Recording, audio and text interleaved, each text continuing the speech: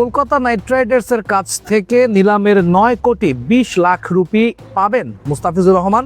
বিসিসিআইয়ের হস্তক্ষেপে কেকেআর তাকে দল থেকে সরিয়ে দেওয়ার পর এই প্রশ্নটাই এখন ঘুরছে অনেকের মাথায়, সাথে আমারও।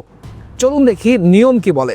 বিসিসিআই চাইলে আইপিএল সংক্রান্ত যে কোনো সিদ্ধান্ত যে কোনো সময় নিতে পারে, তবে মুস্তাফিজের ঘটনা একেবারেই ব্যতিক্রম। এর আগে নিলামে দল পাবার পর কোনো ক্রিকেটারকে শুধুমাত্র রাজনৈতিক কারণে সরিয়ে দেওয়ার নজির নেই। আইপিএলে নো পে নামে একটা নিয়ম রয়েছে।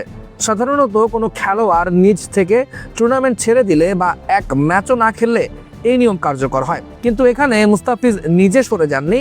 রাজনৈতিক ও ধর্মীয় নেতাদের প্রতিবাদের মুখে বোর্ডের নির্দেশেই তাকে বাদ দেওয়া হয়েছে।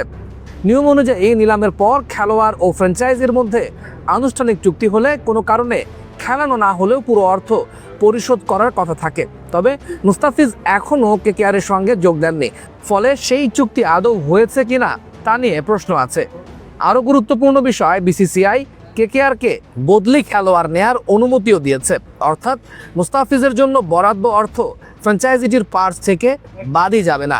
ফলে এই পরিস্থিতিতে টাকা পাওয়ার সম্ভাবনা কার্যত নেই বললেই চলে।